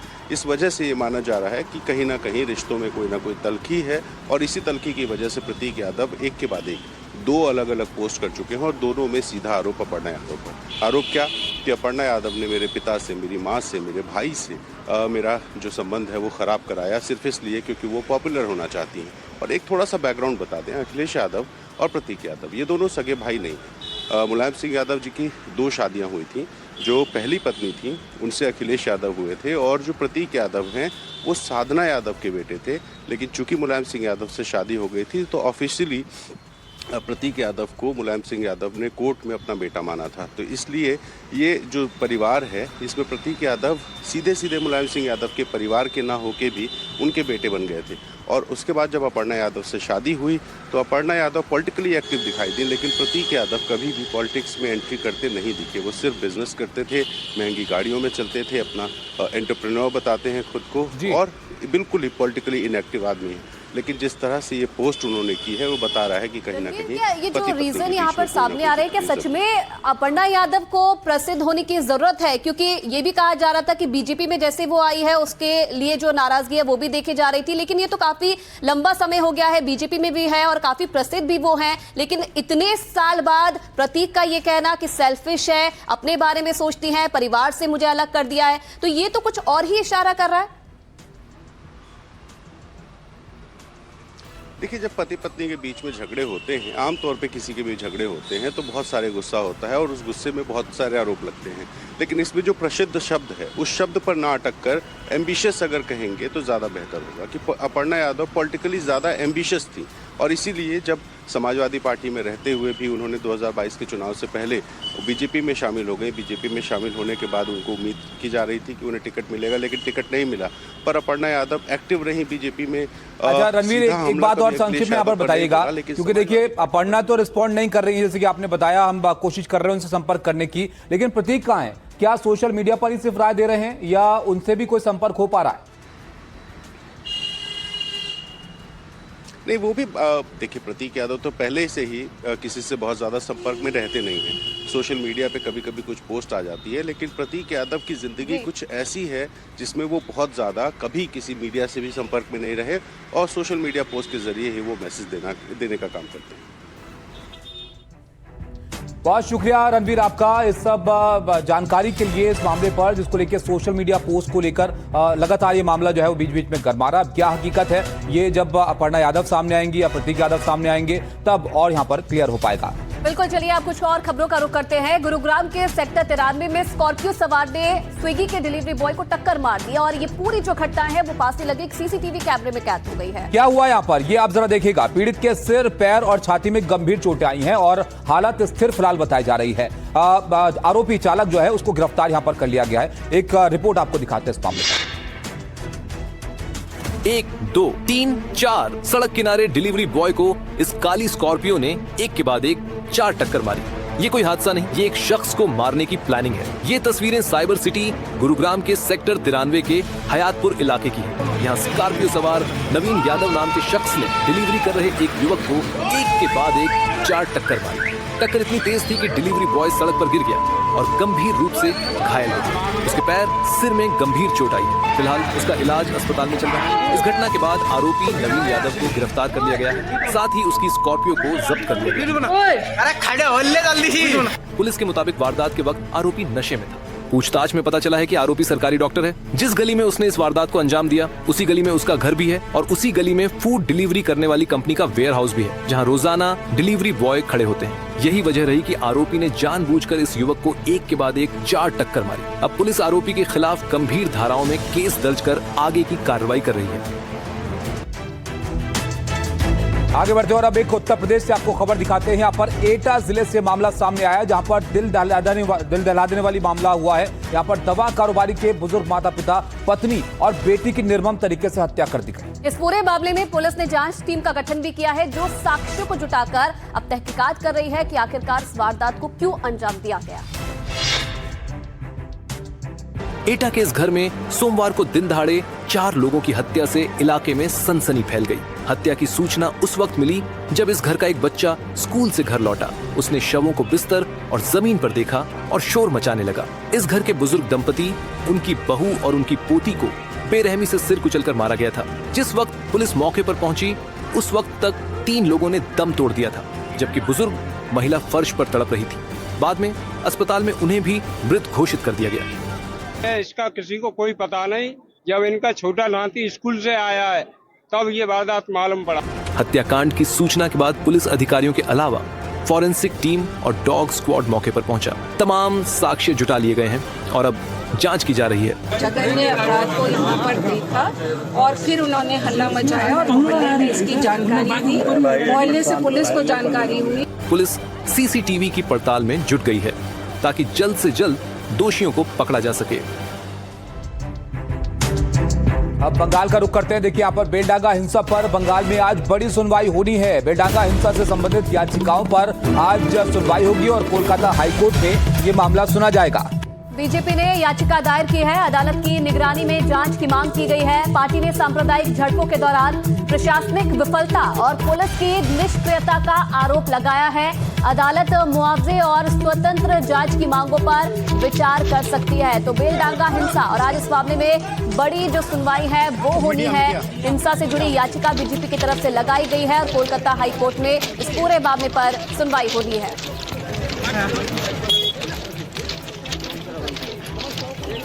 श्रेयसी हमारे साथ जुड़े हैं। श्रेयसी बताइए इस मामले के बारे में, किस तरह से मामला आगे बढ़ा है, क्या बड़े आरोप इसमें हैं? मीडिया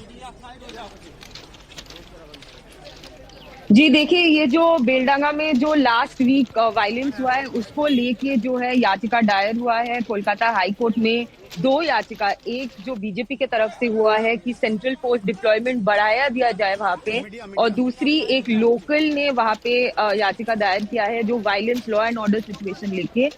फिलहाल ये केस आज के लिए लिस्टेड नहीं है, बट ये ही वीक में इसकी सुनवाई होने वाली है। चीफ जस्टिस के बेंच में ये दोनों याचिका सबमिट हुआ है।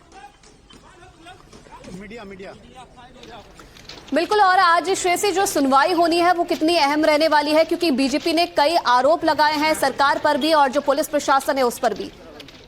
देखिए, ये पूरा केस लेके 31 लोगों की अरेस्ट हुई है पुलिस की ओर से। अभी जो सिचुएशन है वो नॉर्मल है। हालांकि सैटरडे और संडे जैसे हिंसा की जो घटना घटी, रेल बंद किया गया था, नेशनल हाईवे ब्लॉक किया गया था, काफी तेज क्लैशेस हुए वहां पे, रैफ मुतयन किया गया था, सीनियर पुलिस ऑफिशियल स्पॉट पे थे, पुलिस ने लाठीचार्ज भी किया वहां पे। लेकिन फिलहाल आज ये कोर्ट में शायद नहीं सुनवाई होने वाली है, बट इसी वीक इसकी सुनवाई होने वाली है कलकत्ता हाईकोर्ट में। बहुत शुक्रिया श्रेयसी आपका सब जानकारी के लिए। तो इसी हफ्ते इस मामले को जो है हाईकोर्ट में सुना जाएगा। बेलडांगा से जुड़ा हुआ मामला है। अब पश्चिम बंगाल की सियासत में और क्या कुछ चल रहा है उसकी यहां पर बात करते हैं। आप देखिए कैसे ये जो बंगाल की सियासत है ये मंदिर मस्जिद पर यहां पर आकर खड़ी हो गई है। पश्चिम बंगाल में जो सियासी लड़ाई है वो अब मंदिर और मस्जिद पर आ गई है, और हम ऐसा इसलिए कह रहे हैं क्योंकि यहां पर सी पार्टियां और नेता कहीं यहाँ पर मस्जिद बनाने की बात कर रहे हैं, कहीं पर मंदिर बनाने की बात कर रहे हैं, और इसको लेकर लगातार जो है वो घोषणाएं हो रही हैं और बयानबाजी हो रही है। 6 दिसंबर को मुर्शिदाबाद में टीएमसी से निकाले हुए हुमायूं कबीर ने बाबरी मस्जिद बनाने का ऐलान किया था। आप सब जानते हैं इसको लेकर काफी सियासी हंगामा देखने को मिला था, और कुछ ही दिनों के बाद ममता बनर्जी ने खुद कोलकाता में दुर्गा मंदिर और सिलीगुड़ी में महाकाल मंदिर बनाने का ऐलान कर दिया। यानी एक तरफ मस्जिद और दूसरी तरफ मंदिर बनाने का ऐलान यहां पर हो गया। और इसके कुछ ही दिनों के बाद खबर यह आई कि नादिया में राम मंदिर अब बनाया जाएगा और इसका शिलान्यास अगले महीने चुनाव के ऐलान से पहले ही कर दिया जाएगा। तो एक तरफ बाबरी मस्जिद का ऐलान, दूसरी तरफ राम मंदिर की घोषणा यहां पर होने वाली है, और नादिया में ये जो राम मंदिर है उसको बनाया जाएगा। ऐसे में एक सवाल यह है कि क्या इस बार की जो चुनावी जंग है पश्चिम बंगाल में वो मंदिर और मस्जिद पर होगी, मंदिर मस्जिद की सियासत पर ही इस बार के चुनाव होंगे? ये महत्वपूर्ण सवाल है।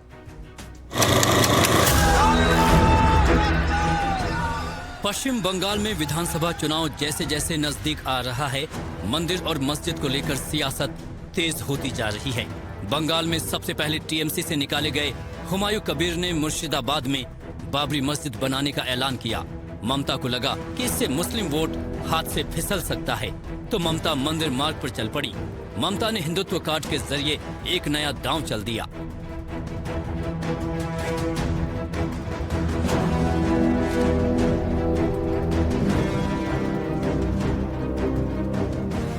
बीते 29 दिसंबर को ममता ने बंगाल में 2 बड़े ऐलान कर दिए।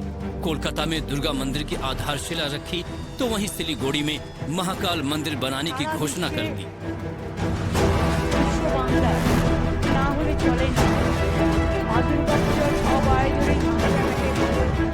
इसको लेकर सियासत चल ही रही थी कि इस बीच कोलकाता और मुर्शिदाबाद से करीब 100 किलोमीटर की दूरी पर स्थित नादिया में राम मंदिर बनाने का ऐलान हो गया।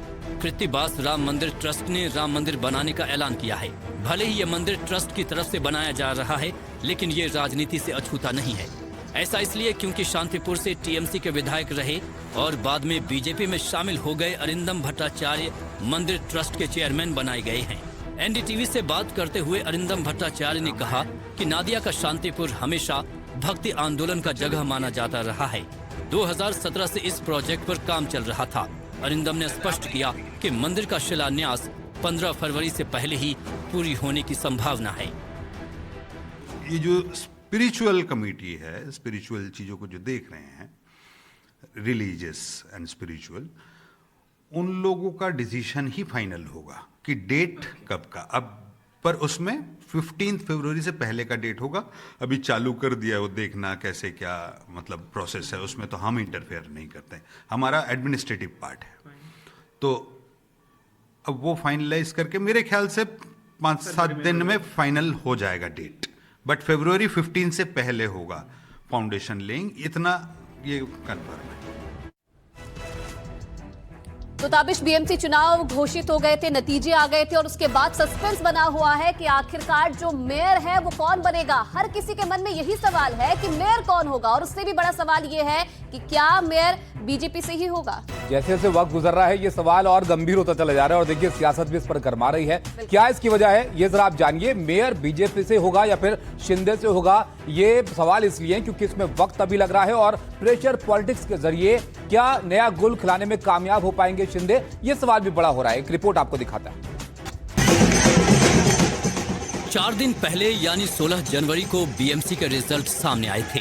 चुनावी परिणाम में बीजेपी सबसे बड़ी पार्टी बनकर उभरी और महायुति के गठबंधन यानी बीजेपी और शिंदे गुट को पूर्ण बहुमत मिला।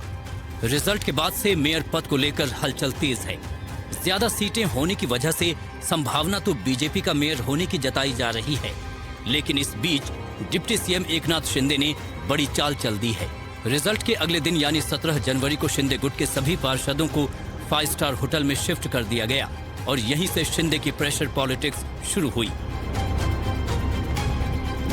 सूत्रों के हवाले से खबर है कि शिंदे गुट के लोग ये मांग कर रहे हैं कि बीएमसी में मेयर शिवसेना शिंदे गुट का ही होना चाहिए।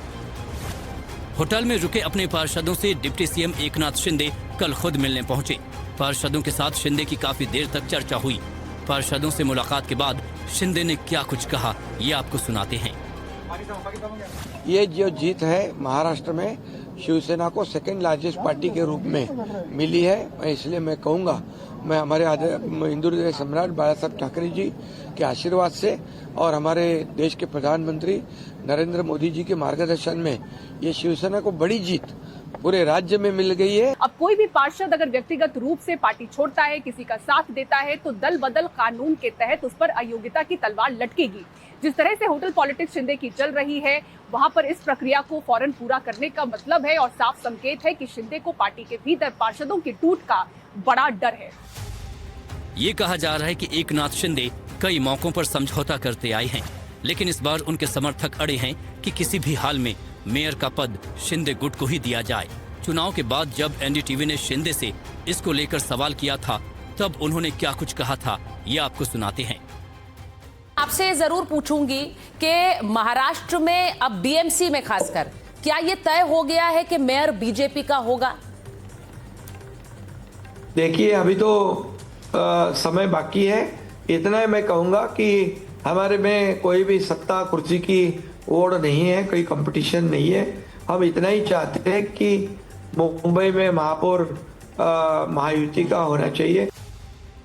इधर शिंदे अड़े हैं, उधर बीजेपी खामोश है। बीजेपी कह तो रही है कि मेयर महायुति का होगा, लेकिन सूत्रों के हवाले से खबर है कि बीजेपी ये तय कर चुकी है कि बीएमसी में मेयर उसका ही होगा। जहां तक शिंदे से अलग होकर उद्धव के साथ मेयर बनाने की बात है, तो इससे भी पार्टी इनकार कर चुकी है। एक प्रेस कॉन्फ्रेंस में जब उद्धव गुट के नेता संजय राउत से इसको लेकर सवाल किया गया कि क्या ऐसी संभावना बनी कि बीजेपी के साथ जाना पड़ा तो क्या करेंगे, इस पर संजय राउत ने बीजेपी पर चुटकी ली। बीजेपी वाले उनकी मेयर की बात करते हैं। एकनाथ शिंदे के पास पूरे 30 नगर सेवक नहीं है कॉर्पोरेटर, वो उनकी मेयर की बात करते हैं। अब जिनको बनाना है वो बना लेंगे, हम लोग है ना अभी भी, जिंदा है टाइगर। बीजेपी चाहे कुछ भी कर ले, शिंदे गुट के बिना उनकी दाल नहीं गलने वाली। शिंदे गुट को भी पता है कि बार्गेनिंग के लिए पूरी ताकत दिखाने का ये सही समय है। अब बीएमसी के मेयर पद के लिए जो उलझा पेच है कब तक सुलझेगा देखना होगा। मुंबई से पूजा भारद्वाज, एनडीटीवी इंडिया के लिए।